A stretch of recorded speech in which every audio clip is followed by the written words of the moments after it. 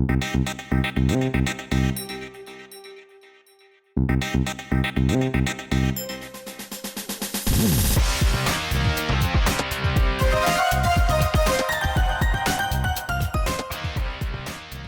हम 4 P's के बारे में जो बात कर रहे हैं उसमें प्रचार, चौथा जो P है प्रमोशन का, उसमें कितने तरीके अलग अलग होते हैं कि जिन तरीकों से हम प्रमोशन कर सकते हैं, एडवर्टाइजमेंट से लेके PR या एग्जीबिशंस या वर्ड ऑफ माउथ, वो हमने अलग अलग तरीके देखे।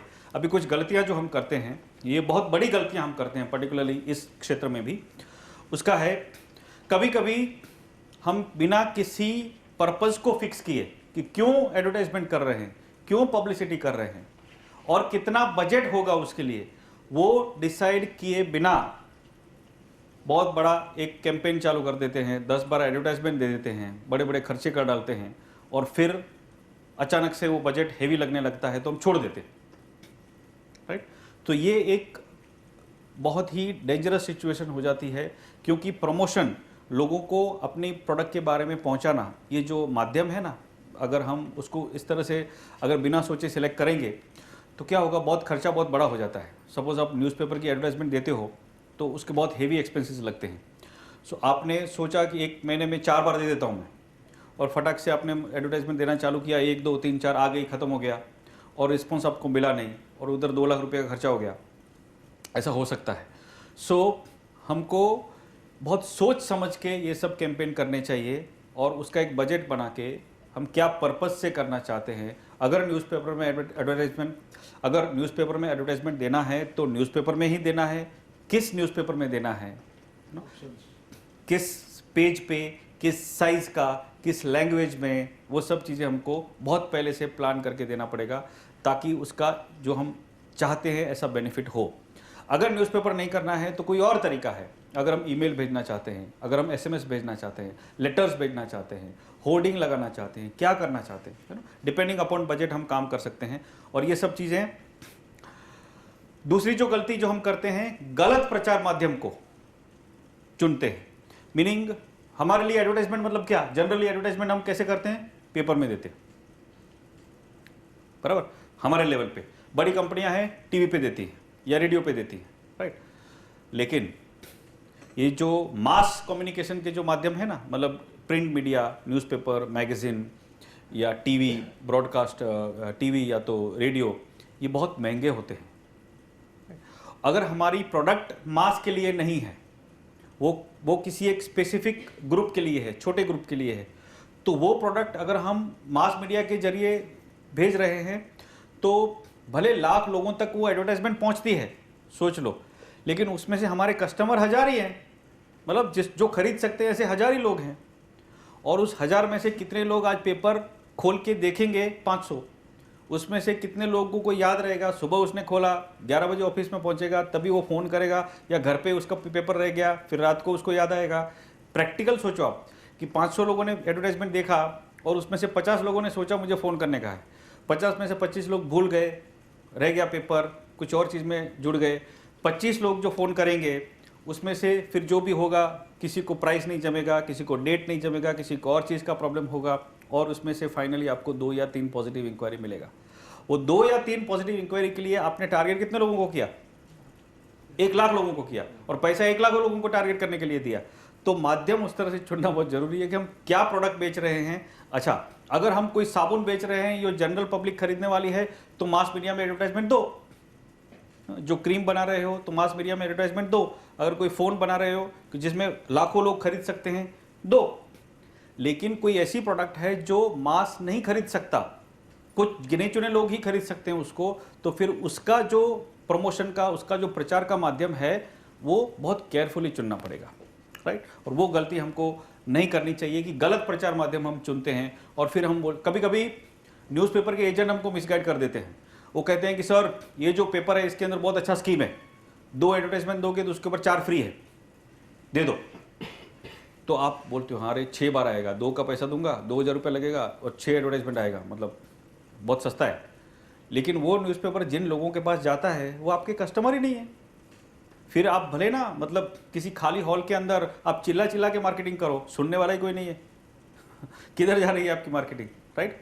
तो ये गलत है, मतलब हम माध्यम जो चुनते हैं वो गलत हो जाता है, तो वो गलती हम प्रचार में कभी करते हैं जो नहीं करनी चाहिए। दूसरी एक गलती जो करते हैं कि सही ग्राहकों को शायद हमको पता चल गया कि हमारे ग्राहक इसी टाइप के माध्यम से कांटेक्ट किए जा सकते हैं, मान लो ये हमको पता चल गया, अब उन तक हमारा संदेश, हमारा जो कम्युनिकेशन है वो पहुंचाने में कभी कभी हम फेल हो जाते हैं। सही संदेश जो हम बोलना चाहते हैं ना वो नहीं बोल पाते उनको, राइट। अगर हमने सोचो कि एडवर्टाइजमेंट ही देना नक्की किया कि हम एडवर्टाइजमेंट देंगे, न्यूज़पेपर में देंगे, तो उसमें लिखेंगे क्या, राइट, ताकि हम जो कहना चाहते हैं वही उसको समझ में आए। तो ये भी बहुत इंपॉर्टेंट है। कभी कभी हम माध्यम सही चुन लेते हैं लेकिन मैसेज गलत कर डालते हैं, राइट, मैसेज गलत कर डालते हैं। लेटर हम भेजते हैं तो लेटर में कुछ अलग ही लिख देते हैं जो कि प्रॉपरली कम्युनिकेट नहीं कर रहा है, राइट, या उसका एड्रेस किसी और पर्सन को चला जा रहा है, जो परचेज मैनेजर को जाना चाहिए वो किसी एडमिनिस्ट्रेशन वाले को चला जा रहा है, ऐसी भी गलतियां होती है। तो हमारा जो मैसेज है वो प्रॉपरली ड्राफ्ट होना चाहिए कि जिस आदमी को, जिस पर्सन को, जिस कस्टमर तक उसको पहुंचाना है उसके इंटरेस्ट की, उसके लाभ की बातें उसमें हो, ये बहुत इंपॉर्टेंट है, राइट। हम एडवर्टाइजमेंट देते हैं मान लो, और एडवर्टाइजमेंट है हिंदी न्यूज़पेपर में, राइट, हिंदी न्यूज़पेपर में हम इंग्लिश एडवर्टाइजमेंट देते हैं, ओके। अभी ये सोच समझ के किया है तो ठीक है, ये सोच समझ के किया है तो ठीक है। अगर बिना सोचे कर डाला कि एक ही एडवर्टाइजमेंट हिंदी न्यूज़पेपर में भी आएगी, मराठी में भी आएगी, गुजराती में भी आएगी, बंगाली में भी आएगी, मलयाली में भी वही एडवर्टाइजमेंट आएगी, बिना सोचे किया है, और प्रोडक्ट ऐसी है कि उसका जो कस्टमर है उतना इंग्लिश लिटरेट नहीं है, तो ये फेल हो सकता है। मतलब गलत लैंग्वेज, ये भी कभी कभी एक बैरियर हो सकती है कि हम लैंग्वेज गलत यूज कर डाली, तो हमने खर्चा बहुत कर डाला, लेकिन वो रीजनल न्यूज़पेपर था, उसके अंदर इंग्लिश एडवर्टाइजमेंट आई, और जो मेरा एडवर्टाइजमेंट पढ़ रहा है और जिसको मैं बेचना चाहता हूं उसको इतनी इंग्लिश आती नहीं है, तो प्रॉब्लम हो गई ये बात, राइट। उसी तरह से हम बहुत सारा डायरेक्ट मार्केटिंग कराते हैं, बराबर, फोन कराते हैं, और वो लड़कियां इतनी स्टाइलिश इंग्लिश बोलती है, good morning sir, I am calling from this and this company, when I talk to you about this, वो साला उसकी इंग्लिश से ही डर जाता है आदमी मेरे को बाद में फोन करो समझा क्यों? क्योंकि समझ में नहीं आया उसको। सो हमने एक एक कॉल के लिए 25 रुपया दिया होगा एजेंसी को, और उन्होंने बोला हमने इतने लोगों को फोन किया, लेकिन गया किधर, किसको बात कर रहा है वो, राइट। तो ये गलतियां ना हो, गलत लैंग्वेज में हम मार्केटिंग ना कर दें, तो ये बहुत सोच समझ के करना पड़ता है। और बहुत सारे लोग इधर ही फेल जाते हैं, बहुत सारा मार्केटिंग करते हैं, बहुत सारी डायरेक्ट मार्केटिंग कॉल करते हैं, लेकिन इतनी किस तरह से, मैं आपको एक एग्जाम्पल बताऊं। मुझे एक कंपनी का फोन आता है, सर आप XYZ कंपनी के मोबाइल कनेक्शन यूज करते हो ना, आपके लिए एक बहुत अच्छा सा प्रीपेड प्लान आया है मेरे पास। मैं कहता हूं यार, पहले तो मैं XYZ, तू जो कंपनी बोल रही है उसका नेटवर्क यूज नहीं कर रहा हूं, बराबर, पहले करता था, अभी मैं ट्रांसफर हो गया हूं, वो आप लोगों के पास इंफॉर्मेशन नहीं है। दूसरी बात, मैं प्रीपेड कस्टमर नहीं हूं, वो भी तुमको नहीं मालूम है। मतलब मुझे बोला उसने कैसा, सर मैं XYZ कंपनी में से बोल रही हूं, और आपका जो कनेक्शन है हमारे साथ उसमें प्रीपेड के लिए अच्छा प्लान है। अरे मैं XYZ कंपनी का नेटवर्क यूज नहीं कर रहा हूं, वो तुमको मालूम नहीं है। मैं प्रीपेड कस्टमर नहीं हूं, वो तुमको मालूम नहीं है राइट। मतलब किसी पुराने डेटाबेस में से फोन हो रहा है, और ये साबित कर देता है, क्योंकि अगर मेरे नेटवर्क में से फोन आएगा तो उसके तो स्क्रीन पे बराबर लिखा है कि ये प्रीपेड कस्टमर नहीं है, तो वो फोन मुझे आएगा ही नहीं। मतलब उसने जो पहला सेंटेंस मेरे को बोला ना कि सर मैं XYZ कंपनी से बोल रही हूँ, वो उसने गलत बोला, वो मुझे पता चल गया उसके दूसरे सवाल से, क्योंकि मैं तेरे नेटवर्क का सब्सक्राइबर ही नहीं हूँ, राइट। अगर तू कंपनी में से बात कर रही है तो तेरे स्क्रीन पे मेरा नाम हो ही नहीं सकता, राइट। अगर मैं एयरटेल का मेरा नंबर है तो एयरटेल की कंपनी के अंदर तो मेरा रिकॉर्ड होगा ना, होगा, राइट। तो वो उनको तो ये भी मालूम होगा कि ये प्रीपेड है कि पोस्टपेड है। तो अगर एयरटेल का कोई आदमी मेरे से बात कर रहा है तो उसको तो मेरी कुंडली पूरी मालूम है, तो वो झूठ नहीं बोलेगा। लेकिन जो ऐसा बोल रहा है कि मैं इस कंपनी में से बात कर रही हूँ और उसके पास फिर इंफॉर्मेशन नहीं है, इसका मतलब है कि गड़बड़ है। तो ये सब गलतियाँ होती हैं कि कस्टमर को हम क्या बोलते हैं और फिर फंस जाते हैं। लैंग्वेज गलत, भाषा गलत। कभी कभी किसी को पूछा था उसको कि अगर तुम इस कंपनी से बात कर रहे हो तो आपके पास डिटेल होगा ना, सब कुछ मेरा, बराबर, कि मैं कौन सा प्लान यूज़ कर रहा हूँ या क्या कनेक्शन है वगैरह। सर अभी सब लैपटॉप लेके थोड़ी बात करते हैं हम लोग, है ना। साला ऐसा अकड़ के, मतलब गलती हो गया मेरी माँ, छोड़ दो, नहीं करने का। समझे, सब लैपटॉप लेके थोड़ी बैठे इधर। अभी ऐसे लोगों को बिठा दोगे आप तो आपकी मार्केटिंग का हो गया सत्यानाश। आपने बोला मैंने 1000 लोगों को फोन करा, डाला 25,000 रुपये खर्चा कर डाला, किया, लेकिन गया किधर, खाली में गया ना। तो ये गलतियां होती हैं कि गलत तरीके से अच्छा, समय भी कभी कभी इंपॉर्टेंट हो जाता है। कब आप कम्युनिकेट करते हो, किस दिन कम्युनिकेट करते हो, किस समय कम्युनिकेट करते हो। अगर हम एडवर्टाइजमेंट देते हैं, सोच लो, तो जब भी कोई फेस्टिवल आने वाला होता है और उस वक्त न्यूज़पेपर की साइज बढ़ जाती है, तो जनरली जो 6 पेज का आता है वो पेपर 20 पेज का आने लगता है, क्योंकि एडवर्टाइजमेंट बहुत बढ़ गई। और उसके अंदर अगर आपने एडवर्टाइजमेंट डाल दी तो आपकी एडवर्टाइजमेंट गुम जाएगी।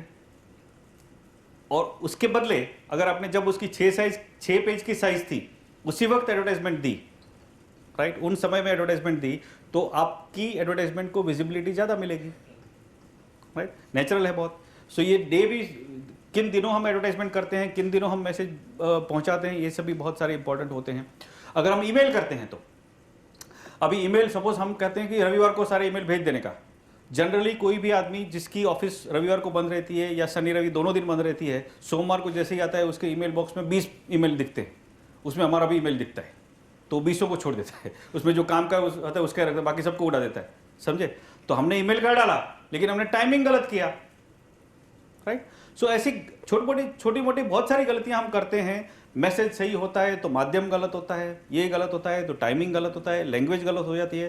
तो ऐसी अलग अलग गलतियां जो हम करते हैं वो जो हमको नहीं करनी चाहिए। प्रमोशन में क्या ध्यान में रखना चाहिए, ग्राहक कौन है, अगेन कस्टमर, वो किस तरह से उसको हम बात कर सकते हैं, वो कौन से माध्यम को एक्सेस करता है, किस माध्यम को वो पढ़ता है, कौन सा न्यूज़पेपर, ओके, ईमेल ज़्यादा पढ़ता है कि एसएमएस उसके लिए प्रेफरेबल है, कि कॉल उसके लिए प्रेफरेबल है, कि मैगजीन में डालूं कि टीवी में डालूं, कहाँ पे, या एग्जीबिशन में आता है, कहाँ पे आता है, राइट, वहाँ पे हमारा मैसेज पहुँचना चाहिए। हमारे दूसरे कंपटीटर कहाँ पे एडवर्टाइजमेंट कर रहे हैं, कुछ तो लॉजिक होगा ना उनका भी, राइट। उसमें से भी हम सीख सकते हैं कि इनका एडवर्टाइजमेंट यहाँ पे आ रहा है, तो अगर रिपीटेडली वहीं पे हो रहा है एडवर्टाइजमेंट, मतलब मेरा भी वहाँ पे हो तो अच्छा है, राइट। फिर हमारा बजट, उसके बेसिस पे हम डिसाइड कर सकते हैं कि हम कितनी एडवर्टाइजमेंट करेंगे, क्या करेंगे। हमारा एडवर्टाइजमेंट करने का या प्रमोशन करने का पर्पस क्या है, हाँ, हैबिट क्या है, अरे सॉरी, पर्पस क्या है हमारा, उसका ऑब्जेक्टिव क्या है। कभी कभी सिर्फ ब्रांड बिल्डिंग के लिए हम एडवर्टाइजमेंट करते हैं, सिर्फ ब्रांड के लिए, मीनिंग कि उसके बारे में लोगों को पता चले कि इस ब्रांड में ऐसा ऐसा है, ये ब्रांड ऐसी है, इसके इतने फीचर हैं, ऐसा, मतलब इतनी रेंज है, पता चले बस। बेचने का कोई उस वक्त उसमें मैसेज नहीं होता। बहुत सारी ऐसी एडवर्टाइजमेंट आपको मिलेगी जिसके अंदर कोई फोटोग्राफ होगा, 2-3 प्रोडक्ट के बारे में कुछ लिखा होगा और प्रोडक्ट का ब्रांड होगा, खत्म हो गया। कुछ नहीं लिखा होगा कहाँ मिलेगी, कुछ नहीं, नो डिटेल्स, प्रोडक्ट का नाम, फोटोग्राफ और 2-3 डिटेल के ऐसा ऐसा ऐसा ऐसा है इसमें, ये चीज़ें करती है, खत्म हो गया। तो ये जो मैसेज है ये ब्रांड को बिल्ड करने का मैसेज है। उसी दिन आपको एक दूसरा मैसेज ऐसा दिखेगा शायद जिसके अंदर बहुत सारा सेल का एडवर्टाइजमेंट है।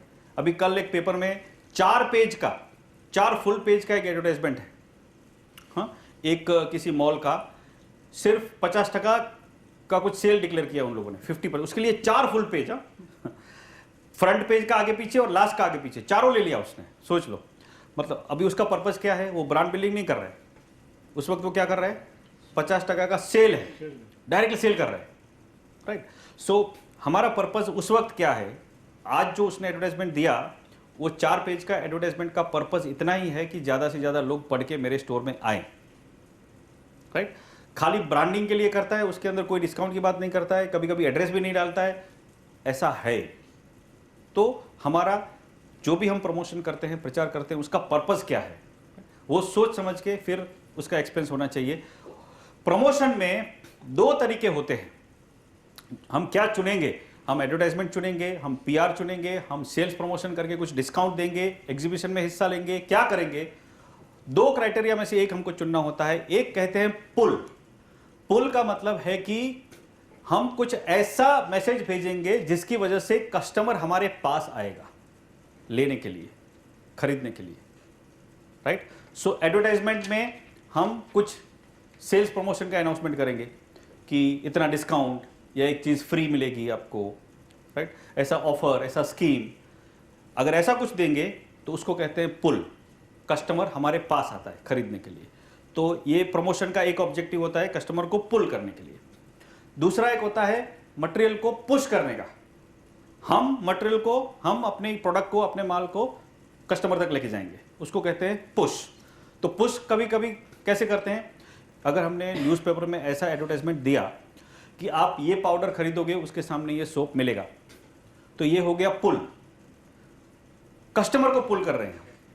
उसके बदले हमने कुछ ऐसा स्कीम निकाला हमारे रिटेलर के लिए कि अगर आप 1 दर्जन पाउडर ऑर्डर करोगे तो उसके ऊपर आपको 1 दर्जन साबुन फ्री देंगे हम, जो कस्टमर को नहीं देना है आपको, आप बेच सकते हो उसको। समझे? ये स्कीम किसके लिए हो गई? कस्टमर के लिए नहीं है, रिटेलर के लिए है। तो ये जो स्कीम है ये हो गई पुश, क्योंकि अभी जबरदस्ती वो 12 पाउडर के बॉक्स खरीदेगा, और खरीदेगा तो फिर बेचने की कोशिश करेगा, खरीदेगा तो बेचने की कोशिश करेगा ना, राइट? तो ये इसको कहते हैं ट्रेड पुश। ट्रेड मतलब जो बीच वाली चैनल है उसके जरिए पुश करते हैं, राइट? तो ऑटोमेटिकली कोई रिटेलर देखो आपको कोई एक चीज़ पुश करेगा, ये खरीदो, ये अच्छा है, राइट? ऐसा वो बोल रहा है, उसके पीछे उसका कुछ अलग पर्पस हो सकता है, शायद कुछ पुश चल रहा है उसके पीछे, राइट? और जो कंज्यूमर पुल होता है उसमें तो वो फ्री गिफ्ट कंज्यूमर को ही मिल जाती है सीधी, तो उसमें रिटेलर को शायद कुछ मिलेगा नहीं मिलेगा अलग बात है, लेकिन वो कंज्यूमर सीधा लेके जाता है, तो उसमें ट्रेड को कुछ ज़्यादा इंटरेस्ट नहीं होता। लेकिन जो ट्रेड पुश होता है उसमें ये बात होती है कि जो रिटेलर है उसको कुछ ज़्यादा फायदा मिलता है। तो इस तरह से भी हम कर सकते हैं, डिपेंडिंग हम क्या करना चाहते हैं। उसी तरह से कभी कभी हम अपने सेल्स पर्सन को लोगों तक पहुँचाते हैं, बेचते हैं, राइट? किसी मॉल में खड़ा रखते हैं, किसी ऐसी जगहों पे खड़ा करके उसको सेल कराते हैं, मतलब कि उसी वक्त उसको कुछ डिस्काउंट देते हैं, एक के ऊपर एक फ्री, इसके ऊपर इतना डिस्काउंट, 5 रुपये डिस्काउंट, 10 रुपये डिस्काउंट। तो ये भी एक पुश की मेथड हो गई। सो प्रमोशन का दोनों में से एक पर्पस हो सकता है, या तो हम कस्टमर को पुल करना चाहते हैं या तो पुश करना चाहते हैं, राइट? तो ये एक अंडरस्टैंडिंग होनी जरूरी है। तो ये हो गया अपना पूरा एक जिगसॉ पजल 4 P का। पहला P प्रोडक्ट, दूसरा प्राइस, तीसरा प्लेस, और चौथा प्रमोशन। ये चारों एक दूसरे के साथ अलाइन होने चाहिए। अगर नहीं है तो, अगर मिसअलाइंड है, प्रोडक्ट गलत है या प्राइसिंग गलत है या प्रमोशन गलत है या प्लेस गलत है, गलत तरीके से बिक रही है, तो ये सब चीजें हमको हर्ट करेंगी, मार्केटिंग की फेल्योर कराएंगी। इसके बाद अभी ये 4 वाला तो 4P का तो जिगसॉ पजल सॉल्व हो गया। सोच लो आज के जमाने में खाली ये 4P इनफ नहीं है। आज की जो इकोनॉमी है इसके अंदर सर्विस का एक फैक्टर ऐड हुआ है, राइट? क्योंकि अभी बहुत सारी सर्विस प्रोडक्ट्स हैं ना, जो फाइनेंशियल प्रोडक्ट्स हैं, एंटरटेनमेंट की प्रोडक्ट है, बाकी की जो अलग अलग सर्विस इंडस्ट्री की प्रोडक्ट हैं। सोच लो हम कहीं पे किसी रेस्टोरेंट में खाना खाने को जाते हैं तो वहाँ पे प्रोडक्ट भी है, सर्विस भी है, राइट? खाने की जो चीज़ें हैं वो प्रोडक्ट है, लेकिन वो किस तरह से हमको सर्व की जाती हैं वो सर्विस है।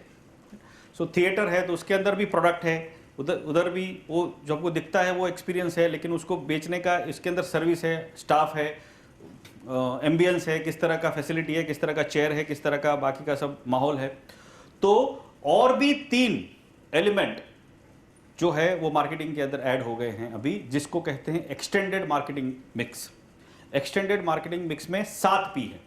पहले के 4 P प्रोडक्ट, प्राइस, प्लेस और प्रमोशन, और जो 3 P हैं वो 3 P में है, एक आता है पीपल, फिर प्रोसेस, और तीसरा जो होता है फिजिकल एविडेंस। तो इस 3 के बारे में हम बात करेंगे कि अभी जो मार्केटिंग है इसमें ये 4 प्लस और 3, 7 जिगसॉ पजल के 7 टुकड़े बराबर फिट होने चाहिए। तो बाकी के 3 टुकड़ों के बारे में हम बात करेंगे। तो अभी ये जिगसॉ पजल 4 पीस वाला नहीं रहा, अभी ये 7 पीस वाला हुआ है। 7 में से 4 की बात हमने ऑलरेडी कर डाली है, product, price, place and promotion. 5वां जो है दैट इज पीपल, जो स्टाफ है, जो लोग हैं उनके बारे में। तो हमारे जितने भी एम्प्लॉयज़ हैं, जो स्टाफ है, हमारा मैनेजमेंट प्लस बाकी के दूसरे कस्टमर, वो भी हमारे प्रोडक्ट के बारे में बहुत सारी असर करते हैं। अभी स्टाफ असर करता है, वो तो आप समझते हो, मैनेजमेंट असर करेगा, वो आप समझ सकते हो, राइट। लेकिन दूसरे कस्टमर कैसे असर करते हैं? अनसेटिस्फाइड हो गया वो, ओके, अनसेटिस्फाइड होंगे तो बाकी के कस्टमरों को असर करेंगे, ये एक बात हो गई। दूसरा, अभी जैसे सोच लो, अगर हमको किसी रेस्टोरेंट में जाना है, तो रेस्टोरेंट में हमारे पास बहुत सारी चॉइस है। बाहर खाना खाना है तो उसके लिए बहुत सारे चॉइस है। एक तो रोड साइड पे हमको लारियां मिलेंगी, वहाँ पे आप बाहर खाना खा सकते हो। फिर आपको एक जो उडुपी रेस्टोरेंट्स है उस टाइप के कुछ मिलेंगे, मिडल लेवल, खा सकते हो। फिर और भी हाई जाना है तो बीच वाले एक high segment A class restaurant है, वहाँ पे भी आप खाना खा सकते हो। फिर आप एकदम और हाई क्लास में जाओगे तो 5 स्टार रेस्टोरेंट्स हैं, उधर भी आप उधर जाके भी खाना खा सकते हो। तो आपके पास तो 4 ऑप्शन है। घटना है बाहर खाना खाने की, राइट। अभी अगर आप फैमिली के साथ जाओगे, राइट, और किसी का बर्थडे है तो, और आपका बजट है कि मुझे इतना रुपया के अंदर एक डिनर कराना है, तो आप अपने बजट के अनुसार कुछ चीज़ें सिलेक्ट करोगे कि मुझे इस टाइप के रेस्टोरेंट में जाना है या यहाँ पे जाके खाना खाना है, ठीक है। वहाँ पे भी कैसे होगा, सोच लो आपके पास ऐसी चॉइस है कि एक ऐसा रेस्टोरेंट है जिसमें खाली खाना मिलता है, दूसरा एक ऐसा रेस्टोरेंट है जिसमें खाने के साथ ड्रिंक्स भी मिलते हैं, बराबर।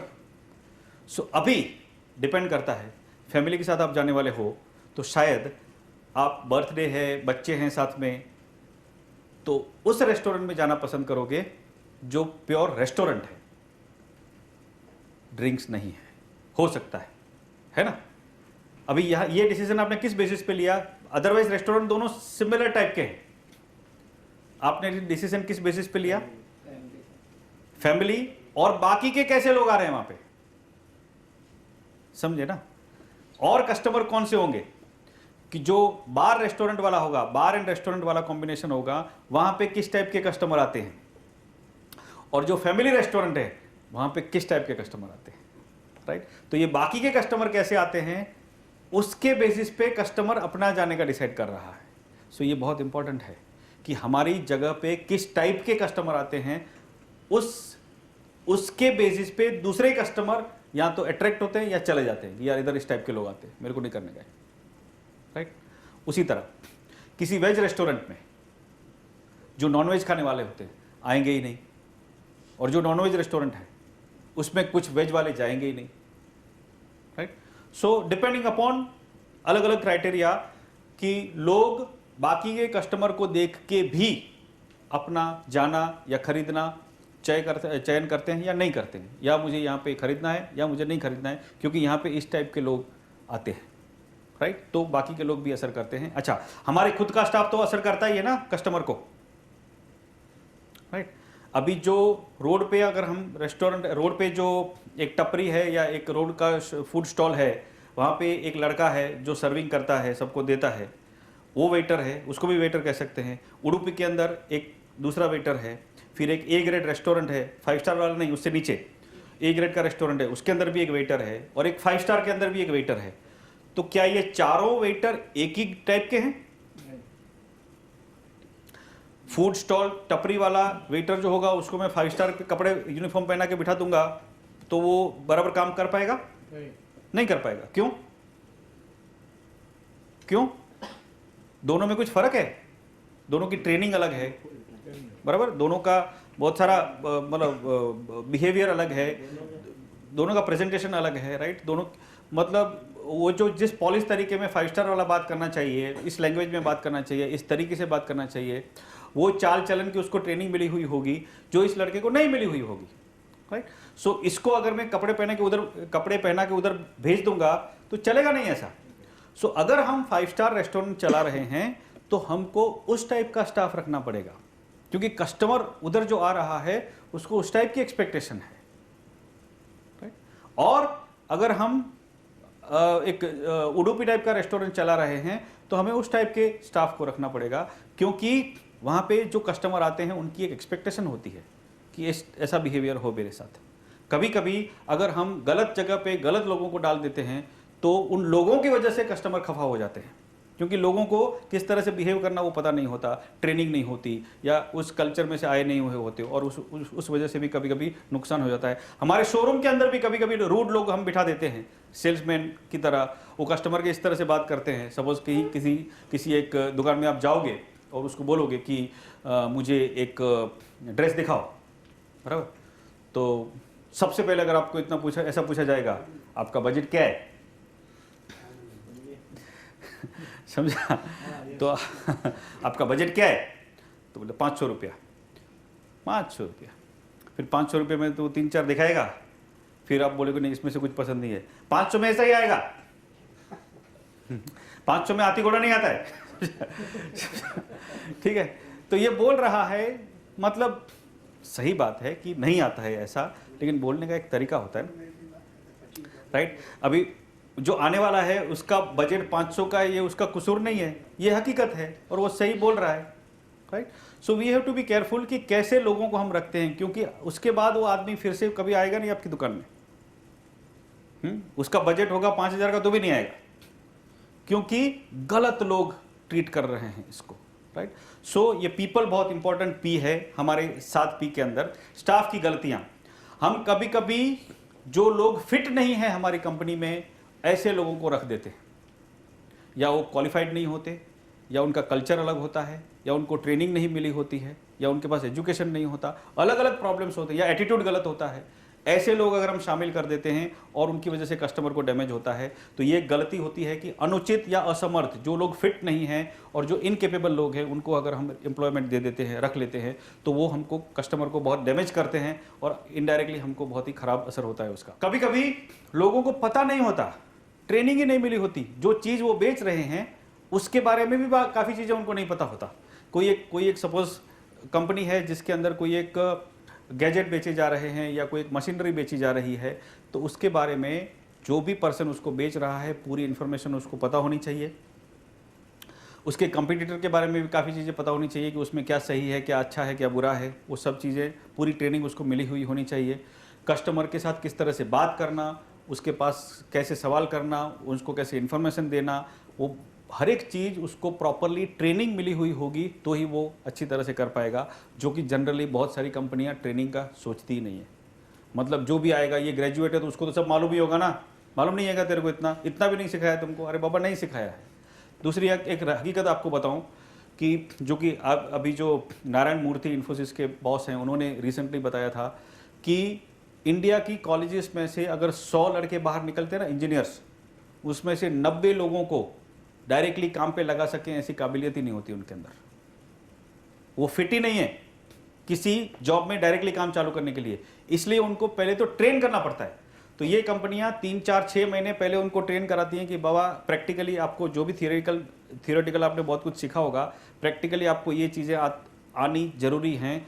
तो ट्रेनिंग नहीं होती है लोगों के पास। हमारे पास जॉब करने को जो लोग आते हैं वो सब कुछ सीख के आए हैं, ऐसा एज्यूम करके हम उसको पहले दिन से अगर लगा देंगे कस्टमर को अटेंड करने में या फ़ोन अटेंड करने में या ऐसा कुछ सर्विस पे जाने के लिए, तो कभी कभी डिज़ास्टर हो जाएगा।